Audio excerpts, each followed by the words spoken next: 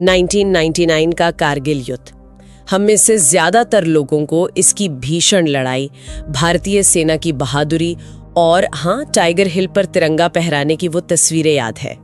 लेकिन आज हम कहानी के उस हिस्से में चलेंगे जो अक्सर धुंध में छिपा रहता है, पर्दे के पीछे। पाकिस्तानी खेमे में आखिर चल क्या रहा था? हमारे पास Kargil, military conspiracy and Pakistani civil military relations किताब के कुछ अहम हिस्से हैं जो इस पूरी साजिश की परतें खोलते हैं। तो आज हम यही समझने की कोशिश करेंगे कि ये योजना बनी कैसे, इसे बनाया किसने, और सबसे बड़ा सवाल, क्या पाकिस्तान के प्रधानमंत्री को सच में पता था कि उनकी सेना क्या करने जा रही है? चलिए इस उलझी हुई कहानी की गुत्थी को सुलझाते हैं। बिल्कुल, और ये कहानी सिर्फ 1999 की नहीं है। ये पाकिस्तान के उस बुनियादी ढांचे की कहानी है जहां सत्ता के, आप कह सकते हैं, दो केंद्र हैं। एक चुनी हुई सरकार और दूसरी सेना। हाँ, और कारगिल इसी टकराव का एक बहुत ही विस्फोटक नतीजा था जिसके झटके आज भी महसूस किए जाते हैं। तो कहानी की शुरुआत कहाँ से होती है? जाहिर है ये सब कुछ रातों रात तो नहीं हुआ होगा। नहीं, बिल्कुल नहीं। इसकी नींव रखी गई अक्टूबर 1998 में। अच्छा। प्रधानमंत्री नवाज शरीफ ने एक बहुत बड़ा फैसला लिया। उन्होंने 2 सीनियर जनरलों को नजरअंदाज करते हुए परवेज मुशर्रफ को नया सेना प्रमुख नियुक्त किया। और ये फैसला लेना पड़ा क्योंकि पिछले सेना प्रमुख जनरल जहांगीर करामात के साथ उनके मतभेद हो गए थे। सही कहा। जनरल करामात ने सरकार की सार्वजनिक तौर पर आलोचना कर दी थी। इसके बाद शरीफ ने उनसे इस्तीफा मांग लिया था। तो शरीफ ने एक ऐसे जनरल को चुना जिसे वो नियंत्रित कर सकती थी, या कम से कम उन्हें ऐसा लगा होगा। हाँ, बिल्कुल। उन्हें लगा कि मुशर्रफ उनके वफादार रहेंगे, लेकिन सेना प्रमुख बनते ही मुशर्रफ ने अपने इरादे साफ कर दिए। कैसे? उन्होंने आते ही सेना के ऊपरी ढांचे में तेजी से बदलाव करने शुरू कर दिए। और ये कोई रूटीन तबादले नहीं थे। उन्होंने चुन चुन कर अपने भरोसेमंद और अपनी जैसी सोच रखने वाले अधिकारियों को अहम पदों पर बिठाया। जैसे कि कौन से पद सबसे अहम थे इस पूरी साजिश के लिए? देखिए, 2 नाम सबसे ज्यादा अहम है। पहला, लेफ्टिनेंट जनरल महमूद अहमद। उन्हें 10 कोर का कमांडर बनाया गया। अब ये वो कोर है जो पाक अधिकृत कश्मीर में सारी सैन्य गतिविधियों के लिए जिम्मेदार है। अच्छा, कारगिल जैसी किसी भी योजना को अंजाम देने के लिए इनकी भूमिका सबसे अहम थी। सबसे अहम। और दूसरा नाम है लेफ्टिनेंट जनरल मोहम्मद अजीज खान, जिन्हें चीफ ऑफ जनरल स्टाफ बनाया गया। यानी वो सेना के सारे ऑपरेशनों की निगरानी करते हैं। तो मुशर्रफ ने ऑपरेशन की कमान संभालने वाले और उसकी निगरानी करने वाले दोनों ही सबसे जरूरी पदों पर अपने लोग बिठा दिए। ये एक बड़ी योजना के लिए एक तरह से बिसात बिछाने जैसा था। बिल्कुल, बिसात बिछाई जा रही थी। एक तरफ तो दुनिया को दिखाने के लिए प्रधानमंत्री नवाज शरीफ और भारत के प्रधानमंत्री अटल बिहारी वाजपेयी लाहौर में बस डिप्लोमेसी और शांति वार्ता की तैयारी कर रहे थे। हाँ। और दूसरी तरफ पर्दे के पीछे पाकिस्तानी सेना की एक छोटी सी टोली कुछ और ही पका रही थी। इसी का नाम ऑपरेशन बद्र था। हाँ, ऑपरेशन बद्र। और जो बात ऐसे और भी ज्यादा चौंकाने वाली बनाती है वो है इसके लक्ष्य। ये कोई छोटा मोटा घुसपैठ का प्लान नहीं था। क्या थे इसके लक्ष्य? इसके 5 बड़े और बहुत ही महत्वाकांक्षी लक्ष्य थे।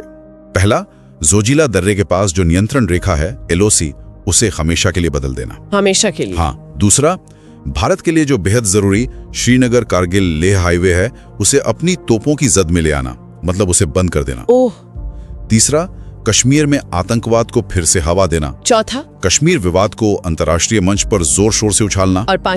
और पांचवा, तुर्तुक माम के एक रणनीतिक रूप से अहम गांव पर कब्जा करना। 5 लक्ष्य? ये तो बहुत बड़ी बात है। सिर्फ श्रीनगर लेह हाईवे को बंद करना ही भारत के लिए एक बहुत बड़ा झटका होता। वो तो लद्दाख और सियाचिन से भारत का जमीनी संपर्क काटने जैसा था। और उसे दबाने का मतलब था भारत को रणनीतिक रूप से एक तरह से पंगु बना देना। बाकी सारे लक्ष्य इसी एक बड़े लक्ष्य को हासिल करने या उसके नतीजों से जुड़े थी। और ये सब इतनी खामोशी से किया गया कि किसी को कानो कान खबर ना हो। किताब में जिक्र है कि सैनिकों को मुजाहिदीन का भेज दिया गया था। हाँ, ये उनकी रणनीति का एक बहुत अहम हिस्सा था। वो दुनिया को ये दिखाना चाहते थे कि ये कश्मीर के स्थानीय लड़ाकों का विद्रोह है, इसमें पाकिस्तानी सेना शामिल नहीं है। और इसकी तैयारी भी काफी पहले से चल रही थी। बहुत पहले से। नवंबर 1998 से ही, मुशर्रफ के सेना प्रमुख बनने के बस 1 महीने बाद से LOC के पार सामान और हथियार जमा करना शुरू कर दिया गया था। तो ये सियाचिन में 1984 में जो भारत ने ऑपरेशन मेघदूत किया था, ये उसका जवाब देने की कोशिश थी? कुछ हद तक हाँ, एक जैसे को तैसा वाली चाल कह सकते हैं। लेकिन ये उससे कहीं ज्यादा था। सियाचिन एक मोर्चा था।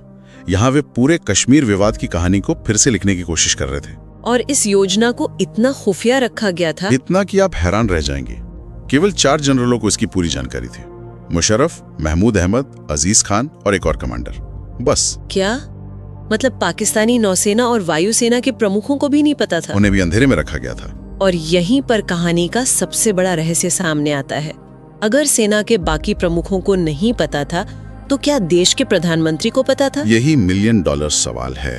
हमारे पास 2 बिल्कुल अलग अलग कहानियां हैं। एक तरफ नवाज शरीफ कहते हैं कि उन्हें तो कुछ पता ही नहीं था, उन्हें धोखा दिया गया। हाँ, शरीफ का पक्ष बहुत साफ है। वो कहते हैं कि मुशर्रफ ने उन्हें बस इतना बताया था कि मुजाहिदीन कुछ कर रहे हैं और हालात नियंत्रण में हैं। उन्होंने तो यहाँ तक दावा किया कि उन्हें पाकिस्तानी सेना के शामिल होने की बात तब पता चली जब भारत के प्रधानमंत्री अटल बिहारी वाजपेयी ने उन्हें फोन पर बताया। बिल्कुल, उन्होंने एक इंटरव्यू में कहा था, मुझे इस सब के बारे में पता होना चाहिए था, लेकिन सच कहूं तो मुझे जानकारी नहीं दी गई थी। और दूसरी तरफ परवेज मुशर्रफ है, जो अपनी किताब में लिखते हैं कि शरीफ को सब कुछ पता था, वो शुरू से इस योजना में शामिल थे। ये तो बहुत अजीब है ना? एक कह रहे हैं कि उन्हें कुछ पता ही नहीं था और दूसरे का दावा है कि वो सब जानते थे। दोनों बातें एक साथ सच कैसे हो सकती हैं? किताब इस गुत्थी को सुलझाने में थोड़ी मदद करती है। वो सीधे सीधे किसी एक को सही या गलत नहीं ठहराती, लेकिन वो दोनों के दावों के बीच की खाली जगहों को भरती है। कैसे?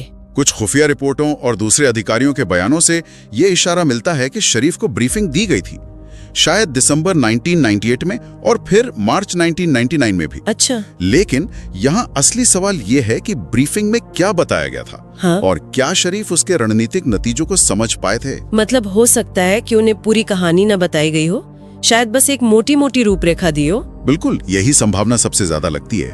उन्हें जानने वाले लोग कहते हैं कि सैन्य मामलों में उनकी दिलचस्पी और समझ दोनों ही बहुत सीमित थी।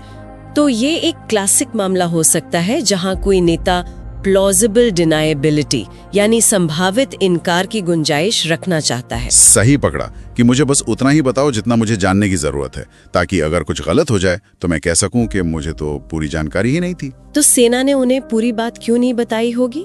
क्या उन्हें डर था? किताब के मुताबिक इसके 3 मुख्य कारण हो सकते हैं। पहला, शायद योजना बनाने वाले जनरलों ने खुद ही इसके भयानक नतीजों का सही अंदाजा नहीं लगाया था। दूसरा, वो इसे इतना खुफिया रखना चाहते थे कि लीक होने का कोई खतरा ही ना हो। और तीसरा और सबसे अहम कारण, वो क्या था? उन्हें डर था कि अगर राजनीतिक नेतृत्व को पूरी सच्चाई बता दी गई तो वो शायद डरकर इस योजना को रद्द कर देंगे, जैसा कि पहले भी जियाउल हक के समय में हो चुका था। लेकिन फिर शरीफ के अपने काम भी तो शक पैदा करते हैं। अगर उन्हें कुछ पता ही नहीं था तो अप्रैल 1999 में जब घुसपैठ चल रही थी, वो अचानक भारत के खिलाफ इतने आक्रामक क्यों हो गए थे? यही तो इस पहेली का सबसे उलझा हुआ हिस्सा है। उनके काम उनके शब्दों से मेल नहीं खाते। उन्होंने ISI के एक पूर्व प्रमुख लेफ्टिनेंट जनरल जावेद नासिर को, जो कट्टरपंथी सोच के लिए जाने जाते थे, उन्हें एक अहम पद पर नियुक्त किया। अगर आप शांति चाहते हैं तो आप ऐसा कदम क्यों उठाएंगे? और फिर उनका अमेरिका और चीन का दौरा, वो भी तो अजीब था। वो वहाँ भारत पर युद्ध विराम के लिए दबाव डालने की कोशिश कर रहे थे। कोई अनजान व्यक्ति ऐसा क्यों करेगा? बिल्कुल, उन्होंने तो अमेरिकी राष्ट्रपति बिल क्लिंटन से मुलाकात में यहाँ तक कह दिया था कि अगर वो बिना किसी समझौते के पाकिस्तान लौटे तो उनकी जान को खतरा हो सकता है। ये किसी ऐसे इंसान का व्यवहार नहीं है जिसे पता ही ना हो कि जमीन पर क्या हो रहा है। नहीं, ये एक ऐसे व्यक्ति का व्यवहार है जो एक बड़ी मुसीबत में फंस चुका है और बाहर निकलने का रास्ता खोज रहा है। लेकिन सबसे हैरान करने वाली बात तो युद्ध के बाद हुई। अगर शरीफ को वाकई में धोखा दिया गया था तो वो परवेज मुशर्रफ के साथ उन इलाकों में सैनिकों के परिवारों से मिलने क्यों गए? ये वही सैनिक थे जिनके शवों को पाकिस्तानी सेना ने शुरू में अपना मानने से इनकार कर दिया था। हाँ, ये मानना बहुत मुश्किल है। सच तो ये है कि ना तो शरीफ और ना ही मुशर्रफ ने कभी पूरी सच्चाई बताई। दोनों ने वो कहानी सुनाई जो उनके राजनीतिक हितों को साथ दी थी। तो सच्चाई शायद इन दोनों कहानियों के बीच कहीं दबी हुई है। बिल्कुल। तो ये सब पाकिस्तान के सिस्टम के बारे में क्या बताता है? अगर देश का प्रधानमंत्री इतना लाचार हो सकता है या कम से कम ऐसा दिखा सकता है, तो इसका मतलब है कि वहाँ सत्ता का संतुलन बहुत गड़बड़ है। बिल्कुल। किताब में भारत से इसकी एक बड़ी दिलचस्प तुलना की गई है। भारत में अगर प्रधानमंत्री को कोई सैन्य सलाह चाहिए तो उनके पास कई स्रोत होते हैं। हाँ, वो रक्षा मंत्री से बात कर सकते हैं, राष्ट्रीय सुरक्षा सलाहकार से, खुफिया एजेंसियों के प्रमुखों से, नौकरशाहों से। उनके पास जानकारी के कई चैनल होते हैं। और पाकिस्तान में सिविल मिलिट्री रिश्ते मौलिक रूप से अलग और बहुत ज्यादा असंतुलित हैं। कश्मीर, अफगानिस्तान या परमाणु कार्यक्रम जैसे मामलों पर राजनीतिक नेतृत्व जानकारी के लिए पूरी तरह से सेना पर निर्भर है। मतलब सेना जो कहती है वही सच मानना पड़ता है। काफी हद तक पाकिस्तानी सेना की संस्थागत सोच ये है कि वही देश की अकेली रक्षक हैं और वो मानती है कि नागरिक राजनेता अक्षम और रणनीति समझने में नाकाबिल होते हैं। और इसी वजह से शायद वो इतने बड़े खतरे का अंदाजा नहीं लगा पाए। मतलब आखिर सेना को ऐसा लगा ही क्यों कि ये योजना काम कर जाएगी? वो भारत की प्रतिक्रिया को लेकर इतने गलत कैसे हो सकते थे? इसके पीछे कई बड़ी वजह हैं और गहरी गलतफहमियां थी। सबसे पहली और सबसे बड़ी वजह थी भारतीय सेना को बहुत कम आंकना। अच्छा। पाकिस्तानी सैन्य नेतृत्व का मानना था कि भारतीय सेना आतंकवादी विरोधी अभियानों में उलझकर थक चुकी है, उसका मनोबल गिरा हुआ है और वो एक और मोर्चे पर लड़ने के लिए तैयार नहीं है। ये तो बहुत ज्यादा आत्मविश्वास है। किताब में परवेज मुशर्रफ का एक बयान भी है जो उन्होंने अक्टूबर 1998 में अपने सैनिकों को दिया था। उन्होंने कहा था, भारतीयों की बयानबाजी से प्रभावित मत होना, जिनकी सेना पूरी तरह से थक चुकी है। हाँ, और ये सिर्फ मुशर्रफ की सोच नहीं थी, ये पाकिस्तानी सेना में ऊपर से नीचे तक फैली हुई थी। वो ये भी मानते थे कि भारतीय सेना के हथियार और उपकरण पुराने हो रहे। ये उनकी पहली बड़ी गलती थी। और दूसरी गलती? दूसरी बड़ी गलती एक सिद्धांत पर आधारित थी जिसे कहते हैं स्टेबिलिटी इंस्टेबिलिटी पैराडॉक्स। ये सुनने में थोड़ा मुश्किल लगता है। आसान शब्दों में इसका क्या मतलब हुआ? इसका सीधा सा मतलब ये है कि जो दो दुश्मन देशों के पास परमाणु हथियार होते हैं तो उनके बीच एक तरह की स्थिरता आ जाती है। दोनों को पता होता है कि एक पूर्ण युद्ध का मतलब परमाणु तबाही होगी। तो वो एक दूसरे पर बड़ा हमला करने से बचते हैं। बिल्कुल। पाकिस्तानी जनरलों को लगा कि इसी स्थिरता का फायदा उठाकर कश्मीर में एक अस्थिरता पैदा की जा सकती है, यानी एक छोटा सीमित पारंपरिक युद्ध छेड़ा जा सकता है और भारत बड़ी जवाबी कार्रवाई नहीं करेगा, क्योंकि उसे डर होगा कि कहीं ये युद्ध परमाणु स्तर तक न पहुंच जाए। सही। मतलब परमाणु हथियारों ने उन्हें एक तरह की सुरक्षा की झूठी गारंटी दे दी। ये बहुत खतरनाक सोच थी। बहुत ज्यादा। और इसके अलावा एक बहुत ही भावनात्मक वजह भी थी, सियाचिन का बदला। हाँ, 1984 में सियाचिन ग्लेशियर पर भारत का कब्जा पाकिस्तानी सेना के लिए एक राष्ट्रीय शर्मिंदगी का मुद्दा था। और ये परवेज मुशर्रफ के लिए एक व्यक्तिगत मुद्दा भी था।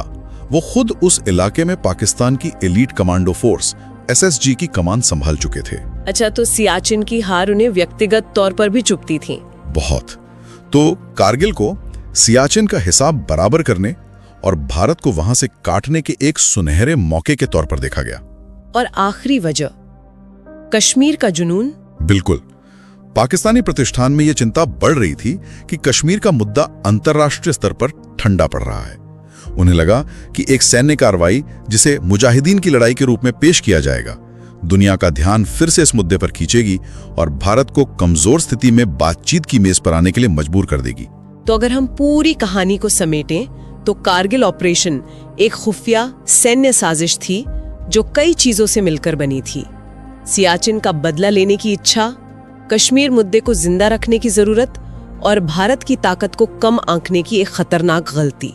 और ये सब कुछ सिर्फ इसलिए मुमकिन हो पाया क्योंकि पाकिस्तान में नागरिक सरकार और सेना के बीच सत्ता का संतुलन बुरी तरह से बिगड़ा हुआ है। तो यहाँ असली संघर्ष सिर्फ भारत और पाकिस्तान के बीच नहीं था, बल्कि पाकिस्तान के अंदर उसकी अपनी चुनी हुई सरकार और उसकी शक्तिशाली सेना के बीच भी था। और ये सवाल आज भी अनसुलझा है कि इस योजना के बारे में असल में कौन कितना जानता था, क्योंकि शरीफ और मुशर्रफ दोनों ने अपनी अपनी सुविधा के हिसाब से इतिहास लिखा। जाते जाते सोचने के लिए एक बात छोड़ जाते हैं। ये किताब दिखाती है कि कैसे पाकिस्तानी सेना प्रॉक्सी यानी छद्म लड़ाकों का इस्तेमाल करती है और संघर्ष को बनाए रखने में उसका एक संस्थागत हित है। ये सोच आज भी पाकिस्तान की रणनीतिक संस्कृति का एक अहम हिस्सा है। ऐसे में भविष्य में इस क्षेत्र में सरकार और सेना के बीच का ये तनाव किसी फैसले को कैसे प्रभावित कर सकता है, खासकर उन्नत तकनीक और सूचना युद्ध के इस नए युग में।